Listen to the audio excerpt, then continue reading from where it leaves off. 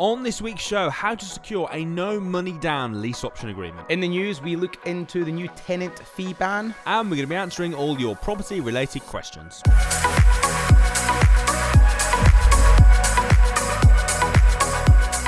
Welcome to the Property Investors Podcast. Thanks so much for tuning in. Make sure you subscribe so you never miss an upload. You can catch us on Apple Podcasts, Spotify and YouTube. Enjoy this week's show and don't forget to share it with all your friends. Hi, I'm Russell Leeds. I'm Alistair Cunningham. And welcome to this week's Property Investors Podcast. It is going to be a really good show. There's been a lot in the news recently about the tenant fee ban, so we're going to be delving into that.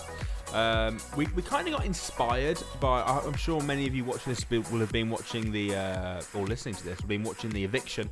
If you haven't seen it, go and check it out. Hashtag The Evictions on YouTube. And last week, it would have been Episode 3.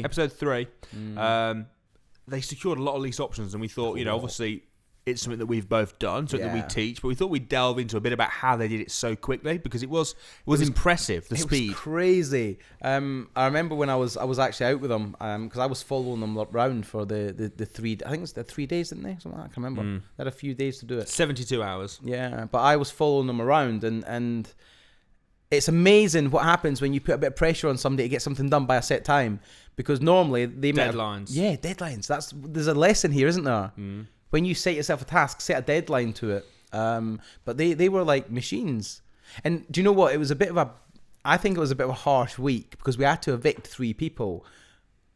I don't think any of them deserved to be evicted. No. Because they all pulled their weight a little bit. What I thought was funny though was like week 1 and week 2, everyone was like, we want James out. And then week 3, when he did go out, everyone was like, oh, why did you evict James? It's like, you can't win. Yeah, well, in fairness, I did feel sorry for him though when he went. Yeah, I must admit. Because he done, it was him, he secured the deal, let's face it. Yeah.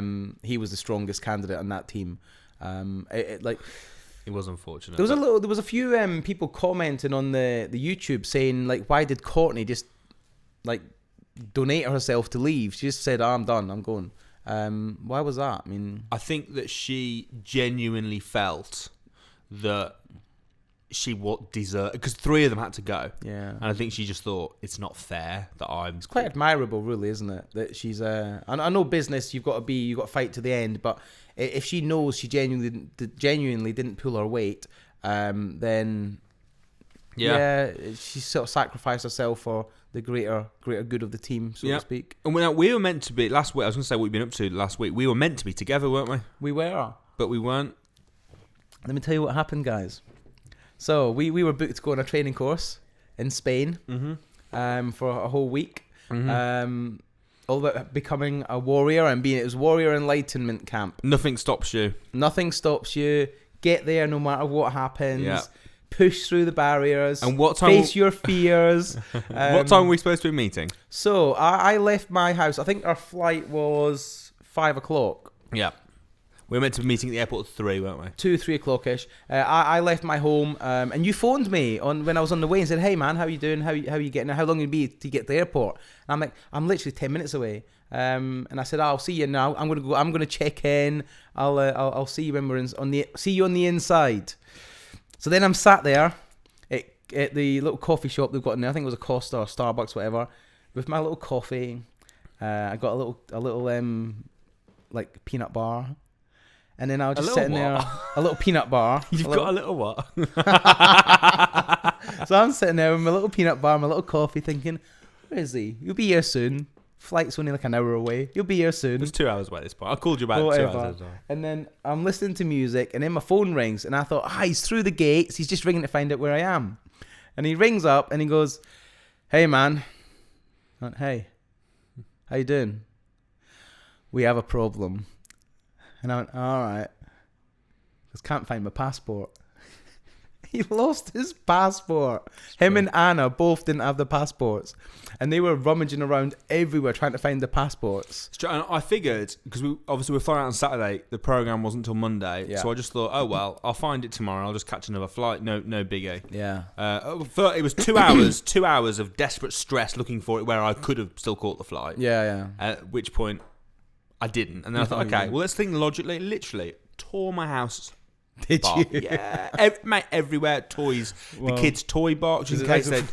Absolutely. I've got no idea. Because I had all 4 of them. Yeah, I remember you saying, yeah. I had them in my bag. I don't know. I'm confused. Anyway, yeah, so I unfortunately missed it. I looked at trying to get another passport the same day. Yeah. I looked at trying to catch a train, trying to catch a ferry. You still need a passport. I know. You're crossing the border. Do you know what I found, though? If you go from Ireland to Spain, you don't need a passport if you're European citizen. Okay. But if you're... And you can get from here to Ireland without needing a passport either. Right, okay. And I was like, perfect. Yeah. But if you're from the UK, Yeah. we're not part of their little club. No, we're not. We still need I still need a passport. Yeah. So yeah, it was just a no-go. So I have a question for you. Have you found your passport yet? No. Where have they gone? I've got no idea. I've reported it lost. Absolutely no idea. Because it's not just yours, it's all 4 of you. All 4 of them. You, the whole your 2 kids. all our family passports gone. That's crazy. That's crazy. But I'm sure you. But really do you know week. something? I genuinely believe I was gutted that you couldn't. I really actually was, because I was looking forward to spending some time with you and Anna. I was a bit gutted that you didn't make it, but I think it was for the best. Do you? I do. I'll tell you why. Because on that training thing camp I went on, it was all about putting yourself out there and pushing yourself and pushing through barriers and just going and then both the best. Do you mean the best for you? Best for me, yeah. Oh, great. I don't mean no. I'll tell you why. Because I think, listen, we had to be up every morning at like stupid o'clock in the morning, and we had to be in the training room at 6 a.m. I'm used to that. I've got kids. Yeah, I'm used to it as well. But I'm not used to doing yoga from 6 a.m. till 6:15 a.m. and then from whatever time to like another 45 minutes doing morning movements.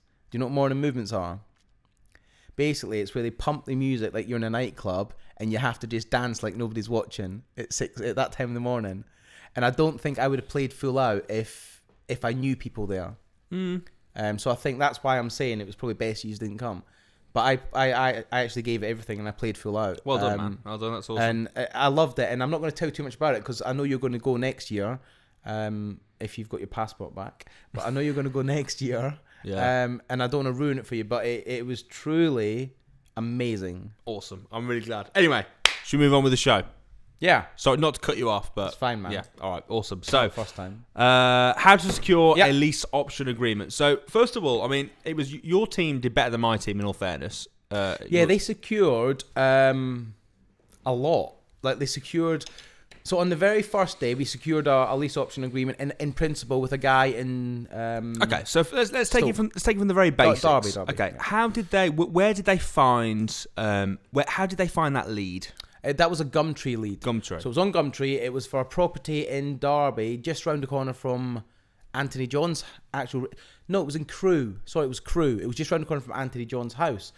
So he knew of the property because he's passed it a few times. But then he saw it on Gumtree. So then, and there was a phone number. So they rung up, they booked it, they went and see it. And the vendor was well up for it. However, the numbers weren't great, and the property needed a lot of work doing to it. That was the one that you said to them, look, it's not going to happen. I actually said to them, look, this is not a viable deal. Yeah. So just because it's a lease option and it's technically just free and it's only legals, just because it's free doesn't mean you should take it. And I actually advised them to walk away from it, and they were gutted. They were like, no, we're going to do it. I'm like, listen, it's just not a good deal. Don't do it. So we had that in the back burner. That was always going to be there if we wanted it. They then went to a couple of estate agents. They actually literally just we parked up in Derby City Centre, and they all Crewe. No, it was Derby. We went from From Crewe Crewe to Derby. to Derby. I can't remember exactly the exact locations, but anyway, we went to another city, and we literally just parked up in the local Tesco's car park, and they went into town centre and they just started going into estate agents and just asking estate agents if they've got any properties that are like completely not sold, selling, not been on the books for a long time. They didn't get anywhere with that, to be honest. But then they found a mortgage broker, but it's a special mortgage broker. It's not like a high street lender. And they phoned them up. And they got chatting to this lady. I think the lady's name was Lisa, I believe. Great name. And they went to see her. And it turns out she completely gets lease options. She completely understands rent to rent. She understands property investing. And she had like loads. She had hundreds of properties available. Not She's all a on lease mortgage options. broker. She's a mortgage broker and a property advisor. Okay. So she does creative financing for property. Very, very interesting woman, very interesting business. And they deal with a lot of portfolio sales. They don't really deal with individuals. It's weird stuff. So like blocks of apartments, blocks of like houses, or not blocks of houses, but like rows of houses as opposed to just one house. Pubs, commercial units, commercial resi units, things like that. They deal with all that sort of stuff. Nice. And they've got connections. So did they get all their deals from this one person? As far as I'm aware, yes. No. They got what they got. Do you know the 4 apartments they got on a lease option? They got 4 apartments on a lease option in Derby City Centre. That came from that lady. Yeah. And then they did also get another one that John Raybould secured, and that was via Gumtree Lead, and that was a rent-to-rent HMO. That was one where the guy was. They were renting out for like 50 quid a week per room. Ah, yes. And they managed to negotiate that as well. But the the connections they made that day were phenomenal. And the thing is... So what advice then, bearing that in mind, what advice would you give to a viewer who's watching this who thinks, you know what, I fancy getting myself a lease option? Yeah. What would you block off? I mean, it's interesting, isn't it, when Samuel does, for example, the Financial Freedom Challenge, and he blocks off a couple of weeks or a week or whatever, he just absolutely goes through. Would you do that if you were at work? Would you go, okay, what I'm going to do, I'm going to book a week off work, Yeah. and I'm just going to fully immerse myself and throw myself in Gumtree Leads, Rightmove, going and viewing agents, just putting Do you know what I myself- would do? Go on. And I think we should do this at some point in the next year, right? Podcast special. A podcast. I think we should do a podcast special, right? Where we give ourselves 1 week, right? And Are we working as a team or against each other? I don't know. What do you guys think? What do you guys think? This would be interesting. Okay, so me versus you. We can either give ourselves a week or we can give ourselves 3 days, whatever. I don't know. It doesn't matter, right? Not 4 days. So I've got to be 4 a week or days, 3. whatever. We can give ourselves a period of time, not too long, not too short. What about 5? Come on, man. Right. Anyway, see what I've got to put up with. Right. Anyway, He's like definitely against. yeah. And we should give ourselves that challenge of we have to secure no money down deal in that period of time, and just completely immerse yourself in it. So pick an area, and that's your area. You did that with Samuel in America, though. Yeah, I've done it with Samuel. I've done it with Samuel. But you're making it out like it's this big groundbreaking No, but it idea. is. It's groundbreaking. It is for us to do it. It is. Well, for you can do it. I could do it, but I don't know about you. No. Anyway, 3 days, right? 3 days, yeah. And we have to go and get a no money down deal. They got a no money down deal that if they follow through with that deal and they purchase it at the end, they stand to make what, 200,000? Was it was a lot. So it was crazy sums of money that they've actually, as a team, they've joint ventured together and they've set up a company together and they've done it as the team, because not one person wanted. They work as a team. That's fair. I think it's really fair. And just see what happens. But if you're watching this and you want to do something like this, just immerse yourself. Allocate 2 or 3 days or a week where you're doing nothing but property. No sort of social media, no TV, no friends, nothing like that. Just get out there, get into agents, start looking at Gumtree, and for a whole week, just focus on what you're trying to do. And what is that? What should they do? Look for a no money down deal. Yeah, obviously that's the goal. That's the goal. So at what the do end. they do? What's the action? So they need to get out there. They need to get meeting agents, scouring Gumtree, scouring social media for leads, forget social media for fun, for leads. It was interesting as Get well. to networking events. Like this team went to a networking event every night. And Samuel, I think, teaches lease options really, really well at the crash course. And he teaches the script, how to say it, what to say, all that sort of stuff. Well, I've secured several by following using that script. Yeah. Interesting seeing Ricky, because he very much tried to follow. I can't. Did he follow? I can't remember because He didn't follow I it. saw Ricky do Ricky practices. This is what I love about Ricky. He'll go in and do a certain way of doing it, and then he'll tweak it for the next time, and then he'll tweak it for the next time. He didn't do it like. He didn't do it exactly how Samuel did it, but I could see the thread. I could see the patterns. What he was trying to do. Ricky was actually very good. He was very good on that task. He's good, because when we arrived at a networking event, we were all in the car waiting because we were like the first people there. And as a car come in, he was like, "Back in a minute, guys," and he would get out the car as it pulled into the space, he was like, "Hey, are you here for the networking event?" And he was like banging on the window. "Were you here for the networking event?" "Oh, I just want to talk to you. I'm looking for houses. Have you got any houses you're looking to sell?" And then they would say no, and he's like, I need a drink. I'll just back in a minute, and he wouldn't come back. It was hilarious. It really was. Ricky knows what I'm on about. Well, I'm glad that Ricky knows what you're on about. It was funny. The rest it was of really good. Of us it was are good. just like, what? But Ricky, him and Ricky, they get it. But no, it was really good. But he was hustling. He was hustling everyone that turned up at that car park. Was he hustling every day? Yes, they all were. Not just Ricky, they all were. Anthony was, John was, Hannah and Ricky. John raised £2,000 and like that. So don't tell me you can't raise money. So what are the steps then? Let's break it down. Right. Step 1. Go. So step 1, set some time aside. Yeah. Step 1, go to the crash course, learn the scripts. Yeah. Yeah. Learn how it all works. Step 1, get educated. Go to the crash course. It's free. You don't have to pay anything. It's free. Your time and that's it. Okay. Step get to 2. the crash course. Step Book a 2. Book a defined period of time to get out there and start meeting people. Yeah. Step 3, turn off all your social media for fun. Forget fun for this week. You're there to work, okay? So no TV, no socializing, just fun, and only socialize if it's for business. Just fun. No fun. Only You did socialize. say just fun, didn't they? Only socialize if it's just for business. Okay, for just that week. Just This is what it's like working with this guy. Commit. Okay. No fun. No, you can have fun, but commit for that 1 week. You will not regret it. You can have fun, but it's controlled fun. Controlled fun, yeah. Right, step 4. Yeah. Get out there every single day and get out there in your area. Be walking the streets. Would you say Gumtree and Gumtree, Open Rent, Spare Room, all these places. Brokers, any mortgage brokers that do creative finance in that area. Smaller estate agents? Yeah. There's no point. But I personally wouldn't phone them. No, go in. Because I'll tell you why. Because they get phone calls day in, day out from people that are looking for deals.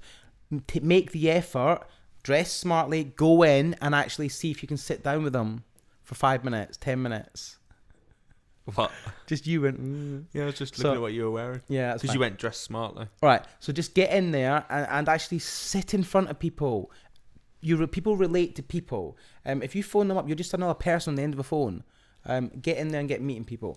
Walk the streets. Go and see houses. Get inside property. And even if it's a property that's on Rightmove, I secured a lease option from a property that was advertised for sale on Rightmove. So don't tell me it can't be done, because I've done it. Can't be done. It can be done. It can be done. You might not be able to do it, but I can. So just get out there, get meeting people, network like crazy, get to a networking event. Yeah. Everywhere. Listen. And what do you do at the networking event? What are you trying to find? Right. So when you go to most networking events, you get offered the opportunity to do a 20-second pitch. So to stand up, introduce yourself, tell people why you're there. Always do that. And then when you're there, at every break, don't be sat down with your arms crossed thinking this is boring. Get up there, get talking to people. Could you give us an example of a 20-second pitch? I think the viewers would like to hear. All right, so can I time you? Yeah. It's less than 20 seconds. But when I go to a networking event and let's say I'm looking for investors for my sourcing business. No, you're not. You're looking for a lease option agreement. Okay. This is my 20-second lease option pitch. We might have to cut this and do this again because I might mess it up. You're not going to get this perfect, right? So practice it. Okay. I know I've seriously put you on the spot. It's fine. It doesn't matter. I don't mind that. I love being on the spot. I'm a warrior, man. Right. Like, listen, but you might not get this right first time. And if you mess it up, so what? But practice before you go. Right, so let's pretend I'm like hosting it. Okay, does anyone else want to give a 20-second pitch? 20-second elevator pitch. No? Okay. I'll go. Oh, you there in the checky shirt? Yep, okay. That's my name. Are you ready? So I would stand up. I'm not going to stand up because I'll be away from the mic. Okay. Clear my throat.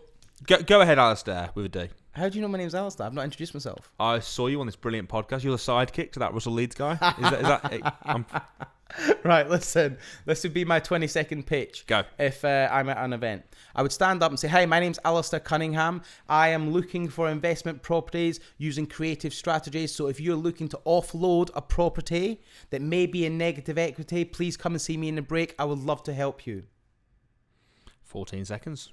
Pretty good, yeah? Pretty good. And that was just off the cuff. And I didn't stutter. I didn't get my words wrong. And that's the first time I've ever done that pitch. My normal pitch when I go to networking events is, hey, my name's Alistair Cunningham. I own a company called Better Source Limited. I match up tired landlords and investors. If you're looking to offload a property, please come see me in a break. That's how I get investors on my database, guys. And you heard it here first. 7 seconds. Yeah. Doesn't have to be long. Do you know what these 20-second pitches should be? 20 seconds. No, they shouldn't be 20 seconds, but it's a maximum 20 seconds. My point being... So would you say that 20 seconds is long enough? I think it's long enough, and I think it's also a little bit too long. You think it's too long? I'll tell you why. If you lasted 7 seconds, if you lasted 7 seconds, is that acceptable? One pop wonder. One pump wonder. So we need to cut that, man. No, is that acceptable? Like, listen, it's dreadful, but it's always good. Listen, right. 7 seconds of magic. The time doesn't matter. It's the quality is what you're trying to say. It's good for you. Okay. Go on. Do you know, I feel I've gone a bit of a shade of red here. Anyway, listen. Better than shade of grey. Listen, your pitch should be direct to the point. Nobody gives a rip about your life story. They don't care, okay? So don't stand up and preach to them and tell them about your life story. They don't care, mate. All they want to know is how you can help them. I say this to everybody I teach about how to network and how to find investors. Do not try and sell when you do your 20-second pitch, because every other person at that networking event, they're trying to sell something. You need to come from a position of, I'm trying to help you. So make it short, snappy, direct, and to the point. Don't waffle, don't go on, and don't talk rubbish. Bit like I've done for the last 20 minutes. But direct, to the point, and I want to come and help them. You said, like, you were like, don't waffle, don't go on, and you didn't have another one. Yeah, I was going to say don't waffle again. Right, but don't waffle, don't go on, and don't say stuff for the sake of saying it. Exactly. That's it. Right, guys, listen, direct and to the point. Because do you know what? If it's a good sort of 7 or 8 second pitch, that's better than a shit 20-second pitch. Is it not? Oh, yeah. Yes. Yeah, it is. Let me hear your 20-second pitch. Sorry. Go on. Come on, go. What am I pitching? That you're trying to find people to help them with lease options. Okay. Hi, my name is Russell. I'm a property investor, and I'm looking to help investors who've got properties that they're trying to offload. So if you've got a property that's not working for you that you want to get rid of, please come and see me in the break. Mine was better. But yeah, that was fairly all right, I suppose. Again, off the cuff, but it's good, man. What I'd say.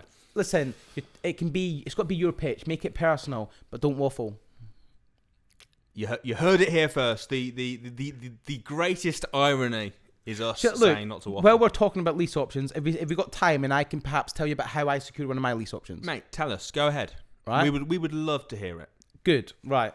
Okay. So one of my lease options, property was on Rightmove. I cannot remember the exact figures, so I'm not going to talk about the figures because it was like a year and a half ago, and I just can't remember them.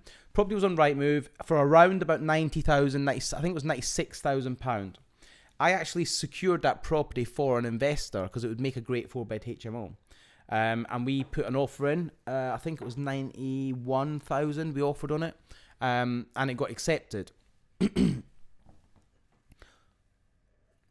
Pause for dramatic effect. It was pause so I could remember.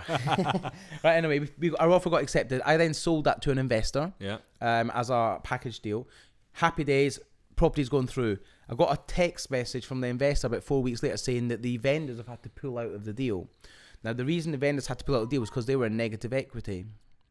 And the mortgage company wouldn't allow them to sell the house unless they could pay the balance off. Yep. But they weren't in a position to pay the balance off the mortgage even after it completed. They would have needed about £12,000. They didn't have that money. So they had to pull out the deal.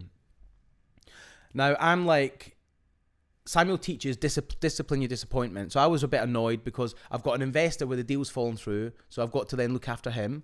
And I've also just lost a deal as well. And it's a really good potential 4-bed HMO. I just lost the deal. Couldn't do anything with it.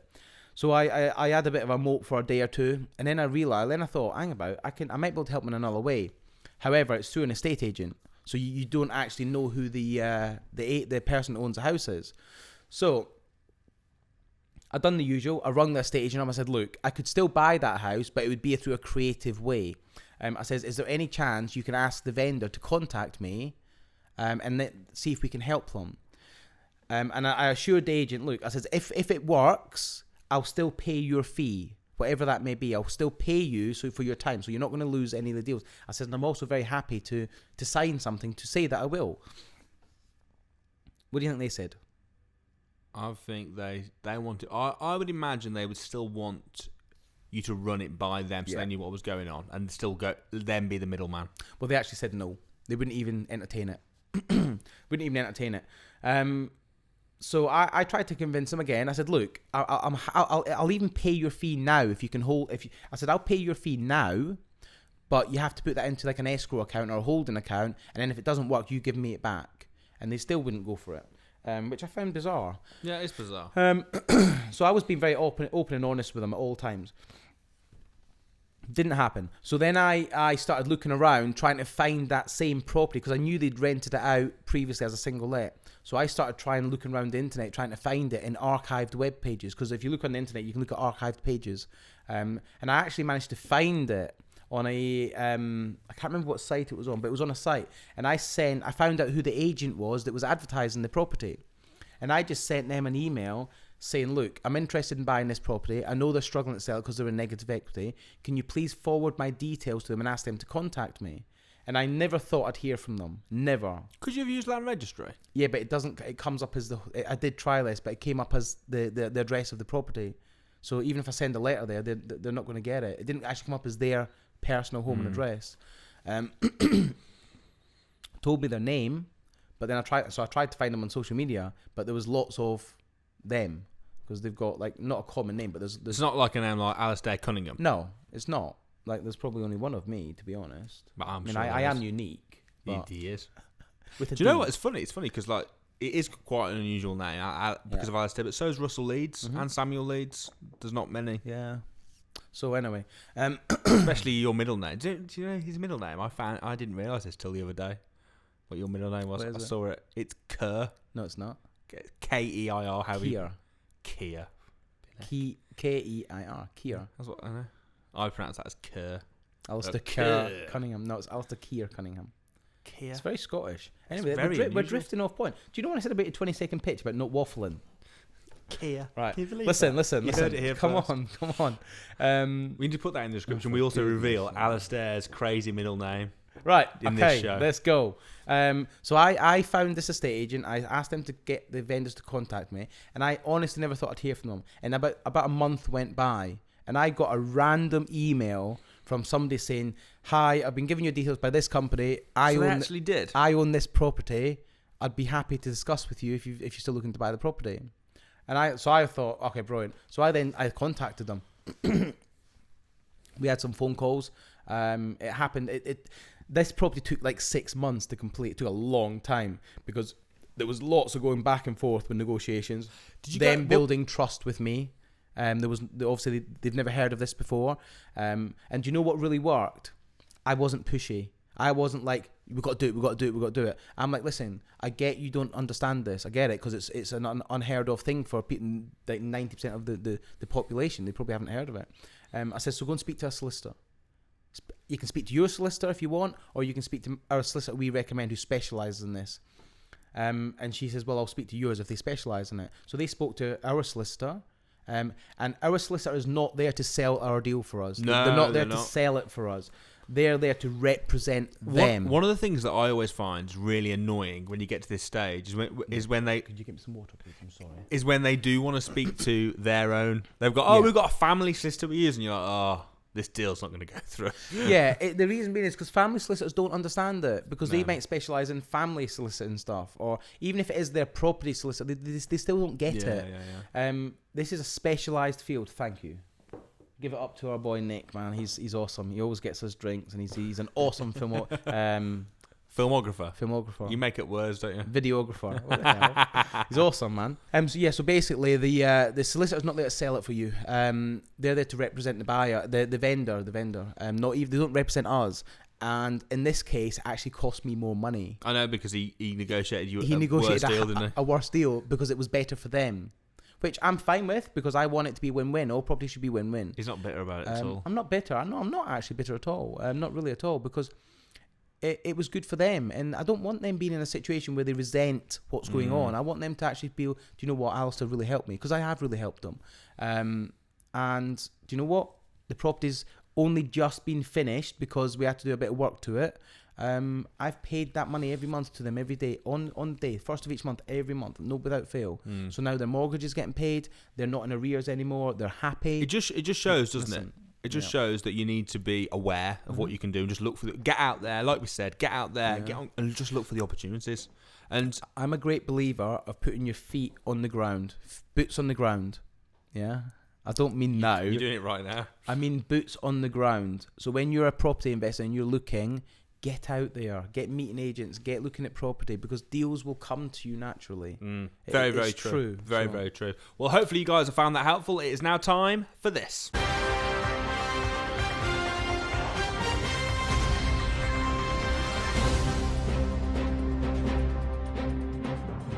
So it's time for our In the News section. And in the news this week, we're going to be talking about the new the tenant fee ban. Okay. Now, there's been talk about this for, 18 months? Yeah. It's been a long time. As I remember... Has it been enforced? I think it was July the 1st, wasn't it? It's coming in on the 1st of June. Oh, hold on. So yesterday. Maybe it's July. I think it's 1st of July. Maybe it's July. Let me. You might be right. It's coming in very soon anyway. Yeah, so it's imminent. You might be right. I think it is July. But it's coming in very soon. I can't remember the date. So yes, it's coming in next month. Basically, what it means is that letting agents and landlords are no longer allowed to charge a fee. For example, I mean, have you ever been a tenant? No. Okay. So you know when you're a tenant, so tenancy setup fees, viewing fees, credit checks, inventory fees, checkout fees, fees for cleaning. Yeah. None of that stuff you're not allowed to charge. What? I knew it was coming, but I didn't know it was that deep. So, like, fees for cleaning. So you're not allowed to charge if a tenant leaves the house in a dump. You're not allowed to charge them for the cleaning. Nope. That's ridiculous. You can charge them, obviously, things like rent. Rent is on the list. You're allowed to charge them rent. A deposit, but the deposit has been capped. To how much? 5 weeks rent. Okay. That's not a bad thing. No, I think that's pretty good. It's pretty good. So there's early termination, things like that. You can still charge them for. But break contract. I'm not sure what I think of it. I mean, it doesn't really. It's good for the tenant, obviously, because they can then like move house and it costs them less money. They don't have to pay all these fees, because some of the fees do mount up, don't they? Like if you're looking to move house and if you're looking to move to another rented accommodation, like you might have to have like quite a considerable chunk of money to actually do that. Yeah. So it does add up, but I know quite a few estate agents. It's now affecting their business. Of course it is. Of course it is, because that's where they make a lot of their money. I know. I do think it takes the P though. Like when I move house, I always think that they overcharge. Bear in mind they take a commission of the rent as well. For the job that they actually do, I do think they overcharge. What I'm sure they'll do is they'll pass that fee on to the landlord. Yeah, somebody's paying it still. And as a result, the landlord will put the rent up. Yeah. So the tenant will pay in the end. They just don't know it. It's not going to be up front. So it might be increasing. I wonder if over the next sort of 12 months we're going to start seeing rents go up a little bit to cover that. Because like I know an estate agent who's now had to, because they can't do tenant fees, they've now started doing a 360-degree tour of property by video and by things like that. So they charge for that, and they also charge. They've started a little cleaning business on the side for doing deep cleans and properties and things like that. So it's two other income streams to cover the tenant fee bans. Yeah. It's people still got to earn money. Do you know what I mean? So these businesses are going to have to diversify and look at other income streams. Because I imagine that's a big portion of their income, tenant fees. But to be fair, it's not really should the tenant be paying like for a credit check and all? It's not.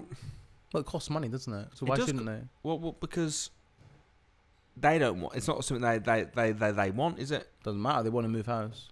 Yeah. So they should pay the monthly fee to live in the house. Yeah. But why the fees do take the P? It's a good point, actually. You know, like, do you know if you go and buy a car, right? and you buy it on finance. They don't charge you for the credit check. They don't say, oh yeah, by the way, it's £75 for a credit check. Yeah. Yeah, that's a good point. The fees do take the pay. They really do, because obviously someone who's a tenant. Just typical. I've never rented. Okay. So what is a typical moving cost for fees? Well, for me, the bigger the house, the more expensive that you end up being. I often end up spending a few grand. Wow, okay. Including the deposit. Yeah. But it's normally like 2.5, 3 grand. Like I got my deposit, which is normally. What would the deposit be on do you 2.5 grand move you done? 2.5 grand. So deposit was 2.5 grand. Yeah. And how much? What were the fees on that, or what were the fees on top of that? So the fees on top of that, I can't remember in detail because I just pay it. Yeah. But you've got to pay just like random admin fees. It's like admin fee. I could dig the contract out and tell you, but it's admin fees for this, admin fees for that. You got to pay for the credit. Did you say it was about £1,000 or less, more or less than 1,000? It was quite a lot. I can't remember. I remember thinking, because obviously I remember thinking they do take the mick with the fees. So I don't think that it's necessarily a bad thing, and I think it would be fairer on the tenant as well to have it spread over. Like why it's all why can't they cap it? Like why couldn't they say why instead of abolishing it completely, why don't they just cap it and say like the maximum fees you can charge is like 250 quid, because that's not unreasonable, is it? No. And then the thing is that they charge way more. I think like the credit check, it was like, for me it was £75. But do you know how much a credit check costs? It's a lot less than that. I think it's like 12 quid. Yeah. And if you join, there's certain companies out there where if you get a membership, you can do them for like 3 quid. Yeah, and which they obviously will. They're an estate agent, so they'll have all these. It doesn't cost that much. I think it was 75 quid for the first person, 25. I think I spent 100 quid in credit check fees. Wow. They're just everywhere they can. It's like anything, isn't it? Anywhere they can make money, they do. So they have taken the mick. So they have been exploiting a little bit then. Yeah, I think so. I think so. I think they've shot themselves in the foot a little bit. I can't remember the fees I paid exactly because, like, we're not talking mega money. But in fairness, I'm going to cut in here. In fairness, you're not a poor guy, Russell. You can afford it. But what if you're at the other end of the scale where you perhaps can't afford this? Yeah. And like if you're living in an expensive area and you're now having to move, and that's another maybe £2,000 on top of the move, some people just haven't got the money. And some of it was obviously, some of it you'll get back. Yeah. Some of it's deposit. Yeah, but you still need that cash. You still need the cash. You still need to be able to say, yeah, there's the money, because that money's now, although it's still yours, it's held somewhere. You can't use that. And we argued as well not long ago. And part of the reason with the we talked about the rule, Section 21. Mm-hmm. But the truth is you could pay this £1,000 or whatever to move in, and then in 6 months' time they could just go right out now, and you have to pay it all over again. Yeah. So crazy, isn't it? It is. I didn't realise it was such a big deal. I just thought it was like maybe tenant fees were like maybe 150 quid, 200 quid. I didn't realise it was so expensive. As the landlord, you don't really see it. No, you don't. Because the letting agent deals with it. Don't deal with it. When we were running Quick Move, it was just HMOs, so it was we charged, I think the admin fee which was 150 quid. And that's a good point. So like, do you know like my HMO properties, they charge, but they charge me this. They don't charge a tenant. Mate, they'll charge both. Do they really? Yeah. So like, I don't get involved with that side of things. I have a management company and they deal with it. We used to charge 250 quid to the landlord for finders, like a tenant finder's fee, and 150 quid to the tenant for an admin fee. Wow. Okay. Yeah. So that was, but we wouldn't be able to charge that. Yeah. Yeah. I had a bit of a heart attack yesterday speaking about management companies. I got my monthly statement from my a management company for one of my properties, and I normally get about £1,300 a month from this property, and the statement come through and it said, yay, we've transferred your monthly payment to you, and it's £308. And I'm thinking, hang about it, it's where's the rest of the rent? And so I was like, I opened it like 1 o'clock in the morning, and I'm like, what the hell's going on? Why have I only got like one person's rent? Turns out it's all fine. It's because they've just changed the payment system. So some of the tenants are on the new system, some are on the old system. And in this property, one person's on the old system, so that's what's come through, 308. But the other tenants are on the new system, so that's going to come through in a couple of days. Yeah. But it was just like that moment of, oh my God, none of my tenants have paid the rent this month. But no, they're all up to date. But what I'm sure they'll do is they'll pass the fee onto the landlord. So that is a bit of a pain from our point of view. Because I suppose it's fair because we're the ones that are using their service, the tenants. Yeah, but they're getting paid. Yeah, but then they have to be more competitive, aren't they? Yeah. The problem is they're passing it on to the tenant who's got no control, no choice, no control. And what they're doing is they're making it cheap for the landlord to get the landlords in, and then they're putting the fee on. And the tenant wants the house. Yeah. They've got no choice. I never felt like I had a choice. I didn't even look at it. It was just like, well, if I want that house, which I do, it's just a cost I've got to pay. But it is taking the P. I actually think, this would be an unpopular view for a landlord, but I actually think, as someone that's sitting on both sides of the fence, which I think is another massive benefit of being a tenant as well, by the way, is that you can look at it from both sides. I actually think that it is fair. Maybe not to abolish it completely. Maybe they should pay the actual cost. Yeah. But I think that even if it was 250, even if you just said, look, tenant fees are 250 quid and cap it across the country, I don't know. Maybe I'm not a estate agent or a letting agent. I wouldn't know. I think that's not unreasonable, is it? No, it's not unreasonable. Not unreasonable, but interesting. There you go. So that's the news anyway. Yeah. Right, it's now time for this.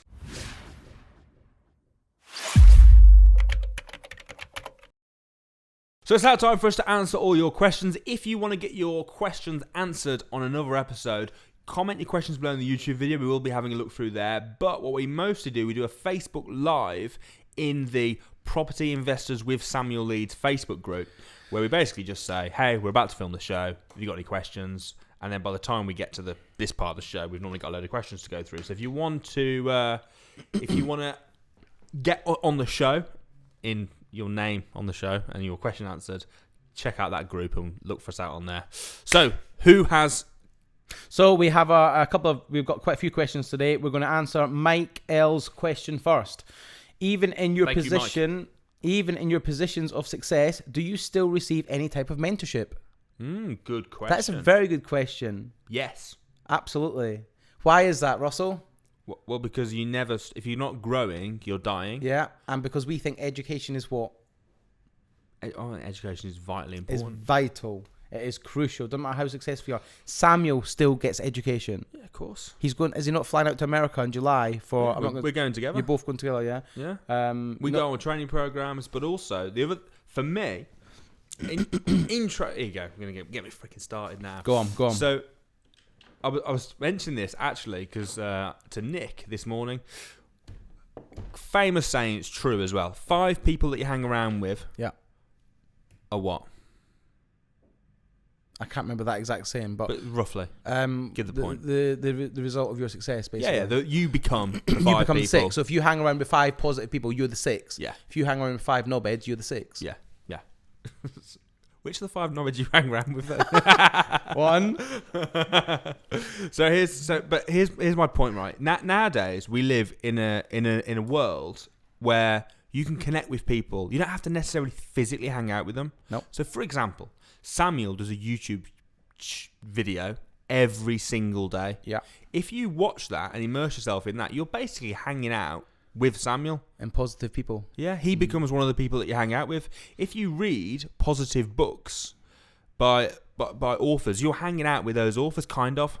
Not like physically, but that's what you're immersing yourself in. So for me, I mean, I'm continually reading books, mindset books, property books, business books. I'm continually going on courses. So I don't have like a particular mentor per se. I don't have someone who I see. Well, let's just take last year. You went on lots of training courses last year. Did you not? You went to Germany. You went to India. You went Germany twice, actually, didn't you? I went to Germany twice. Went to India. I'm going this year. I'm going to America. I'm going to a course in America. You were supposed to be in Spain last week. I was supposed to be in Spain, but I'm on about. I like to go on something. I want to go on a Joe Dispenza one's coming up soon. I want to go on that. I like to go on stuff every couple of months. Every 3 or 4 months, yeah. Yeah. So like from myself, I'm always educating.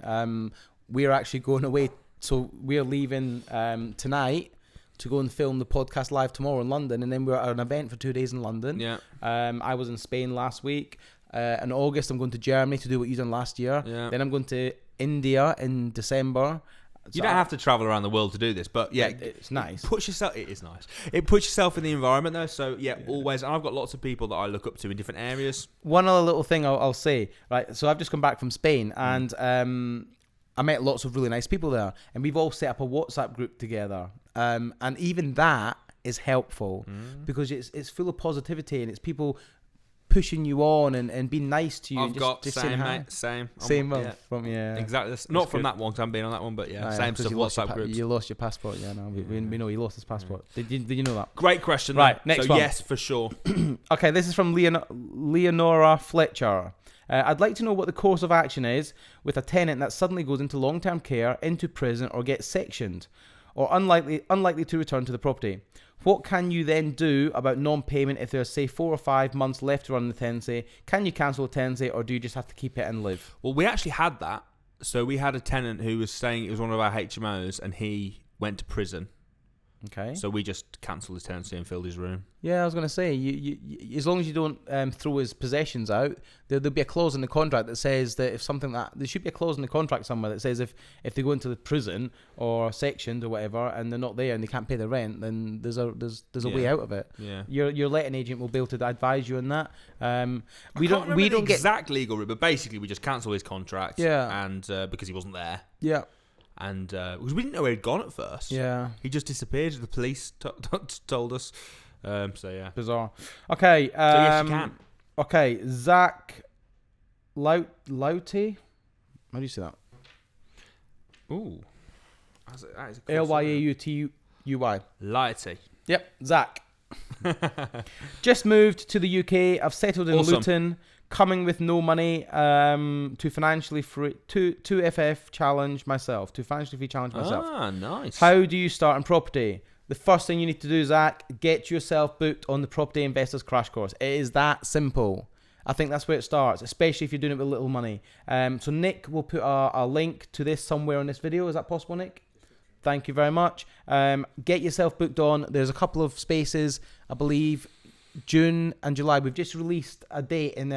just have a look on the site, you'll see. I'm not sure Excel next month, 28th, 29th. There's some dates available there. Cool. Get yourself along to there. We'll see you there. Serenis. Last one, this one. Ruzgiz. Last one. I hope I've got that right, Serenis. Apologies if not. What would you suggest as the best strategy and setup for investing in property in the UK from abroad, not residing in the UK? How to get prepared? What launch pad would work best? I have 30 to £40,000 for beginning, but best of all, want to learn with no money. Interestingly, we actually spoke about this. We didn't we? We had a lot of at the last crash course. We had a lot of international people, so we kind of put on a bonus. We just decided, well, let's just do an hour at the end of it, just for those guys to talk a bit about that. Mm-hmm. It very much depends on your situation. There's kind of two options. So the one option is you do what we talked about earlier in the show. You set aside a couple of weeks. You come over here. You smash it kind of out the park. Yeah. But at the same time, you're going to want to make contacts with people like solicitors and accountants, mortgage brokers, people like that. And you try and get it all set up in a short time, go back and then let them do the work for you. Or the other alternative is that you use a deal sourcer. So someone like Alistair, for example, runs Better Sourced. They will find the deal for you, but they'll also give you the power team. They'll give you the builders if it needs work. They'll give you the solicitor, the mortgage broker, even the person to get the money in the country at a very, very low rate. Everything can get set up for you, so you can literally invest here in the UK, get an expert to find the deal for you and facilitate everything. So from your point of view, it's just cash in, let them deal with it. And one of the very popular deals that they tend to look for is the buy, refurbish, refinance strategy. Yeah, very because they've got a lot of money, they want to dump the money in, get all the work done, pull the money out, and just let someone else take care of it for them. So they're the two. An interesting thing that I'll add to that. Go on. If you're an overseas investor, many people will not take you seriously unless your money's here.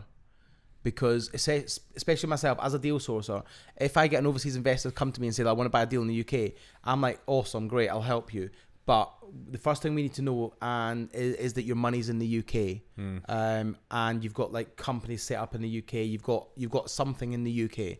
Now, if you watch the YouTube video from a couple of weeks ago with Samuel, I think it was a Thoughtful Thursday. He'd done an interview with a guy called Robert Joseph. Robert Joseph runs a company called Central FX, and he can facilitate getting your money here, and then they can be the point of contact for you as an overseas investor. Where, if, for instance, if I was to find you a deal and sell it to you and pass it on to you, I would contact Robert. He would facilitate everything. Same with builders. If you've got builders that need paying, they would go with Robert, and he would facilitate it all. And it's a much quicker and easier way to do things. And plus, you can get your money here cheaper than most banks. Oh, massively. It's really massively a lot, isn't it? cheaper. So hope that answers your question. Guys, thanks ever so much for tuning in. Don't forget to subscribe and watch us next week for our live audience podcast. We'll see you next Saturday at 7 p.m. See you guys.